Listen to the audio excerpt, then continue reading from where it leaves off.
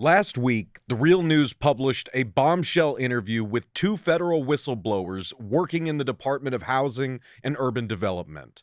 In their first on-air appearance since going public with their whistleblower complaint, which they filed with the office of Democratic Senator Elizabeth Warren from Massachusetts, I spoke with Paul Osadebe and Palmer Heenan, two attorneys in HUD's Office of Fair Housing. In their explosive testimonies, Osadebe and Heenan revealed the chaos that has upended HUD under the new Trump administration and the vulnerable Americans who are being systematically abandoned as a result.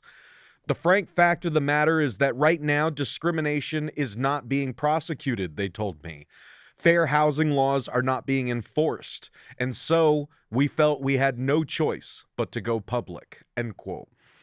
On Monday, September 29th, exactly 1 week after we published that interview, Osadebe and Heenan were fired. A press release from the Federal Unionist Network, of which Osadebe and Heenan are both members, states, quote, "In a stunning act of illegal retaliation, the U.S. Department of Housing and Urban Development has fired two of the four civil rights attorneys who blew the whistle on illegal discrimination, political interference, and the dismantling of fair housing protections. The terminations come just 1 week after Senator Elizabeth Warren called for an inspector general investigation into the whistleblowers' disclosures, an unprecedented move that underscores the gravity of their allegations. Palmer Heenan, a civil rights attorney at HUD and a member of AFGE Local 476, and Paul Osadebe is a civil rights attorney at HUD, a union steward with AFGE Local 476, were the two whistleblowers who gave public interviews last week and who were both terminated this morning, end quote. In this urgent follow-up interview, I am joined on The Real News once again by Paul Osadebe and Palmer Heenan.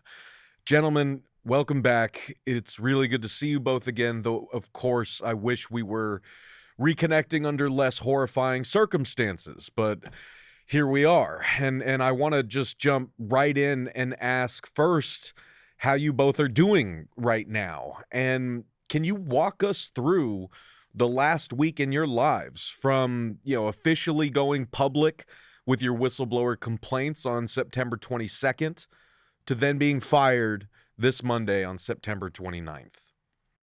I'm sure you can imagine it's been a wild ride. We got a huge outpouring of support and thanks for being willing to tell the truth publicly, for sticking up for our coworkers, for the work of our agency, and for all the people who don't have a voice, who can't go out and speak to the media and tell people that their rights are being violated. That was amazing. And in terms of the actual working environment, we didn't get an initial response, but we knew that just because they didn't immediately walk through the door and kick us out of the building, we knew that that didn't mean that they weren't watching or that they weren't paying attention and planning something. So for a week, it was kind of nothing. And then early Monday, we got an email that was pretty vague that just said discussion. And it was set for very soon after when the meeting request was sent. And when we got that, I think we started to have a sense that something negative was about to happen. And when we actually had the meetings, they told me that they were recommending that I be fired for my whistleblowing activity, for speaking out to protect civil rights and nothing else, not anything related to performance or any actual misconduct. It was entirely for speech and for telling the truth. And then I turned in my laptop, turned in my card that lets me have access to the building, and I said goodbye to my coworkers, told them to be strong and continue the fight, and then I was walked out of the building.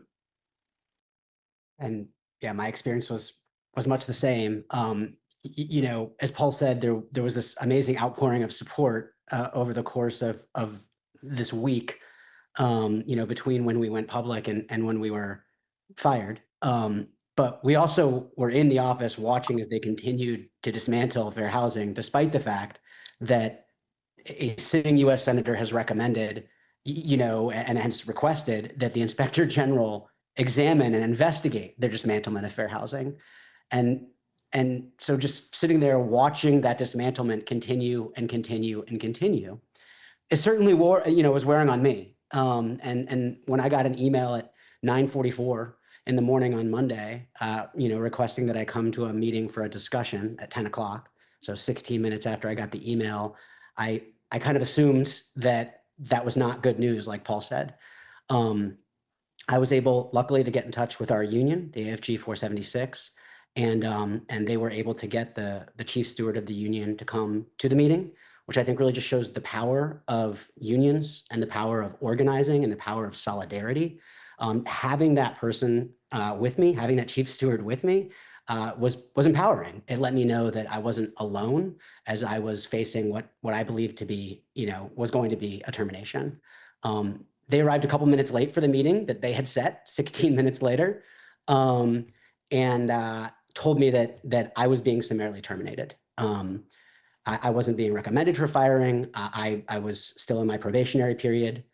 Just a few weeks earlier, the department had certified that I was serving a critical role for the Department of Housing and Urban Development, and that I, was necessary to the mission of HUD. I had a written certification from HUD that I got on August 12th. They told me that they were rescinding that certification because I had spoken out. They said it was for the disclosures that I had made of non-public information, and that I was being summarily terminated as of yesterday at 10 o'clock. Just like actually a couple minutes into the meeting, security showed up as if they were going to have essentially the police escort me out of the building. I turned to the person that was terminating me and said, I'm an attorney, you're an attorney, I'm not making a scene here. Do you really need security? Is that where we're at? And they waved them off and then escorted me to my office to surrender my laptop. They escorted me to the restroom, and then to the front door of the building, where I was able to say goodbye to my colleagues. So that's been the last week, up through yesterday. And just to be crystal clear, both of you were told explicitly by your superiors that you were being terminated or recommended for termination because of your whistleblowing activities. Yes, I mean, when someone says that you made unauthorized disclosure and the unauthorized disclosure is telling Congress and the Inspector General and the American public what they're doing, yes, that is being fired for whistleblowing. There's no other disclosures that we're talking about here. We're talking about attempts to dismantle civil rights enforcement in this country. That's the only thing that I've said, the truth.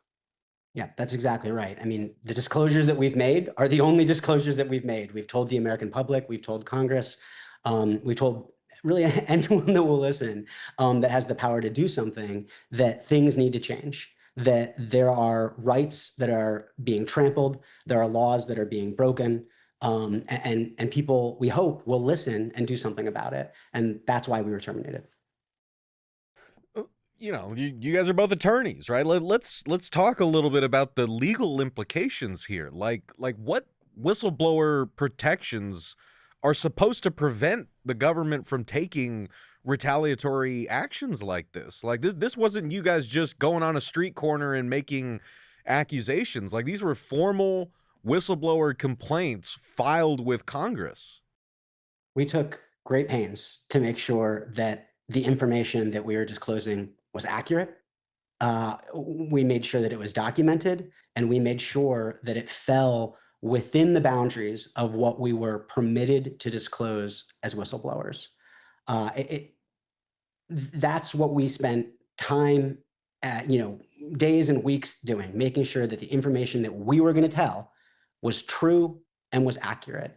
And you're right, there are protections, there are constitutional protections for speaking out as an American citizen, right? The First Amendment exists and protects the right of every American to speak out. But there are also statutory protections that exist specifically for federal employees who blow the whistle. And that's because the American public deserves to know if their government is breaking the law.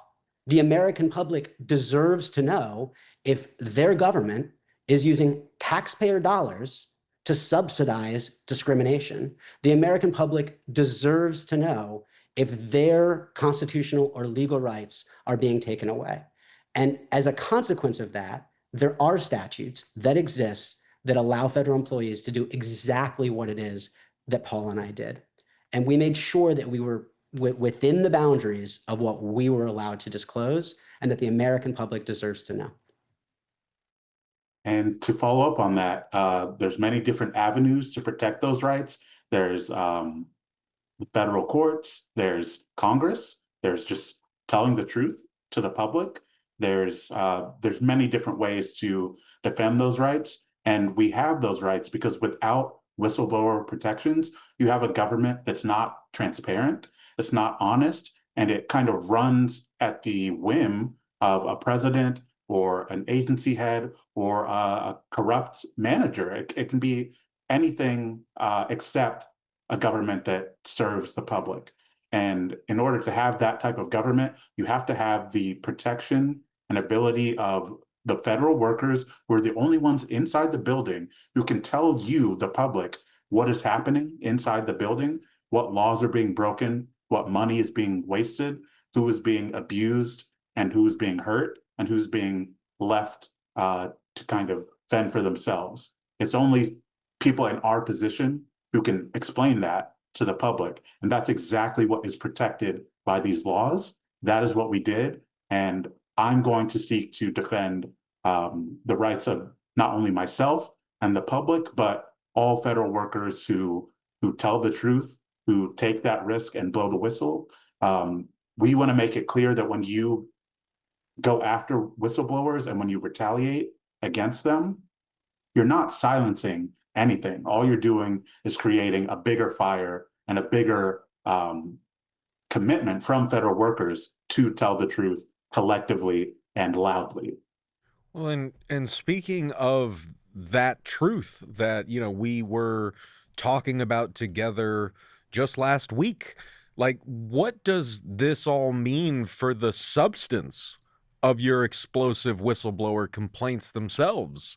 Like, what does this mean for the future of HUD?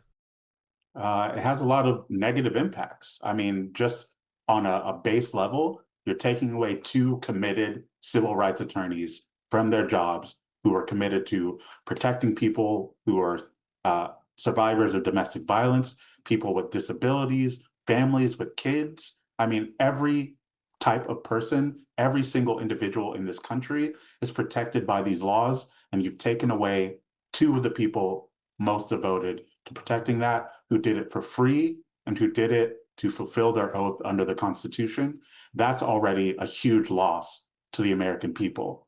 Then there's the atmosphere of fear that this is intended to create, because let's be clear here, there's no legal cover for what they're doing. It's a pure attempt to intimidate and silence.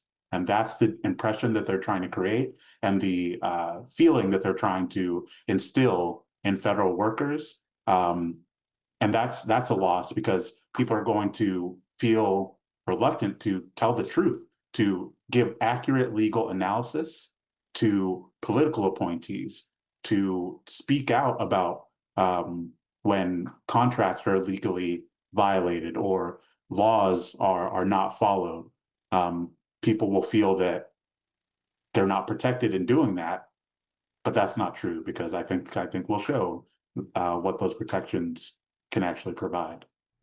And just to, underscore the first part of what you said, right? Like, the whistleblower complaints that you and your coworkers filed underline the fact that the staff cuts at HUD and the internal reorganizations had already left your office at, critical incapacity to do your jobs. And so that was like one of the key parts of the complaint, that you all had been reduced to, like, just a handful of lawyers, and now two of that handful are now gone as well. You're exactly right. And really just across the board, the action that's been taken to, unlawfully terminate Paul and I, it is just further evidence of the the truth, I think, of our underlying allegations, right? There's a world in which you could say, hey, none of that's what's actually happening, right? Here, point by point is what's actually going on the ground. But the problem is that what we are saying is true. And so the only possible response is to try to create that fear, to try to do whatever you can to sort of distract from the fact that you are dismantling fair housing, that you are removing the rights that Americans should have to petition their government for protection and for help when somebody is discriminating against them, when somebody is not allowing a survivor of domestic violence to live in the housing that the federal government is funding.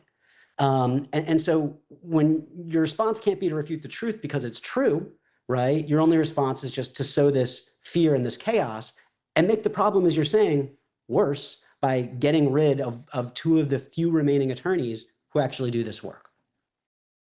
So what happens now, specifically in regard to your cases? Like what recourse is available in this political climate, and what can people watching this do to help?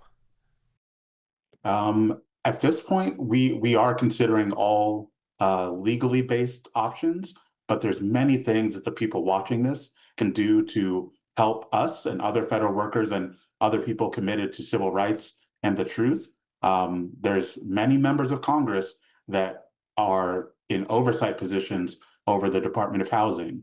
There's many members of Congress that have really critical affordable housing needs in their districts. And each of us can contact those members and say, hey, we need to have a hearing about the atmosphere of retaliation against whistleblowers that's happening at HUD. You can have calls to those members of Congress and visits and just letter campaigns, anything that you can do to make your voice heard and say that I want my civil rights protected by civil servants at HUD. I want a fully staffed office. I want people to be free to tell the truth and to actually do their jobs without political interference, without just everything that we've already talked about. I think people have the capacity to do that. They have the capacity to join with civil rights groups that really care about this, that are committed to the civil rights movement, and who can make contact with the people who actually need these services. It's up to all of us to do that. And I think if we do that, if we rally, if we march, if we call and visit, if we use all the resources at our disposal, I think that there's plenty that we can do about this, because these actions are extremely unpopular and they're impossible to justify. So don't let people justify them. Don't accept them, and don't allow them to continue. I think if we do that, then we can turn this around. Paul is absolutely right. What I can tell you is that despite being terminated, I'm not going to stop speaking up and speaking out, because I think it's important to show that, we knew there was risk, and now the worst possible outcome has happened. We've been terminated because we spoke out on behalf of the American people. But I am not going to let that put me in fear. I am not going to let that silence me. And I hope that the people listening to this feel the same way. Because, as Paul said, these are unpopular actions. At the end of the day, everyone needs housing. It doesn't matter who you are, how much money you have, you got to have a roof over your head at the end of the day. And so the rights that we're talking about, the rights that we enforce, impact every single person in this country. They are too important to stay quiet about. So I'm going to keep speaking up. I'm going to keep speaking out. And I hope that every person listening will speak up and speak out as well, because that's what we need right now. We need people speaking up and speaking out and saying, hey, this is how I was impacted. Hey, wait a second. We do need affordable housing. Hey, my rent's too high. Why are you creating this atmosphere of fear in the federal agency that's all about housing? I need housing. I don't need a bunch of federal employees too scared to give good advice. I need them to be saying, no, put the housing in my backyard so that my rent goes down. So that's what I'm hoping that people will do. Speak up and speak out. Well, and I know I got to let you guys go in a minute, but I wanted to sort of pick up on that and end on, a personal note. I wanted to ask just bluntly if you guys stand by your decision to file these whistleblower complaints and to go public, even knowing that this was a possible outcome. And, what message do you hope that your actions will send to other public servants out there who might be wrestling with, this decision over whether or not to speak out about the crimes that they're seeing, the chaos that they're seeing in their agencies, the questions of public concern that need to be known by the public.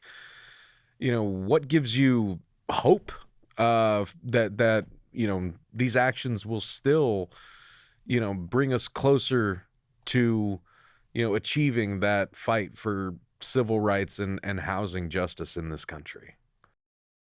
What gives me hope is my coworkers that are still in the building, still trying to serve the American people. All the people that have reached out to talk about how important speaking out has been to them, how it's inspired them to figure out what they can do with their coworkers to challenge illegal acts, to build the power to expose what's going on at their federal agencies and to fight back against it. It's been thinking about the people that actually rely on our help, who really need us. There's people out there who need us. And anything that I'm facing is nothing compared to what they're facing. And this agency was created, our office was created, and my job then and now is to help those people, to protect them, and to speak out for them when they can't speak out for themselves. And that's what my oath means to me. It meant that I needed to take this risk, and it still is asking me to continue to speak out no matter what retaliation I face, because what we do is too important to let one act of retaliation stop us from defending the truth and defending our work. So to all the people out there who are wondering whether it makes sense to just kind of keep their head down in this moment, or whether to speak out and challenge the destruction of their agency, it's always worth it to speak out and tell the truth and defend the people that you serve. I have prosecuted some truly horrific cases in my time as a civil rights attorney, cases where people were in serious physical danger for their lives, their children's lives, who were called just horrific things. And as I prosecuted those cases and I took them before a judge and a jury, and I was able to convince people that that discrimination had occurred, that it was real, and that person deserved justice, it made me realize that people take these things seriously. We are a country that does not believe that a landlord should hurl racial epithets at a tenant. We are a country that believes that affordable housing should exist, that, excuse the cliche, the rent is too damn high, right? We are a country that believes that housing rights are important. And that's what gives me hope. I have seen, yes, a personal outpouring of support. And just to be clear, I'm here, I was fired. I don't know where I'm going next, right? But this amazing outpouring of support and listening to people say, yeah, these rights are important. That's what gives me hope. That's what's going to let me continue to speak out. And I hope that people will speak out on their own behalves, on behalf of others. There are so many dedicated, yes, federal workers, but also state workers and folks in nonprofits who every day see those same horrific stories that I've seen in my career as a civil rights attorney. And I think those stories are what we need to hear right now, because we need to know there's a reason that Congress outlawed this decades ago, and there's a reason they empowered our office to go after this discrimination. It's because housing rights are just too damn important to ignore, And I've got to believe, having seen what's happened in response to our going public, that people are going to start speaking out about that because it is that important. For federal workers that want to figure out the best way to build power in their workplaces, to strategize about how to stop the attacks that they're facing, how to support their coworkers, how to join with other federal workers and figure out what they're doing that's worked. If you fall into that category, you should go to savepublicservices.com, join the fun, and it is fun to actually fight back and win.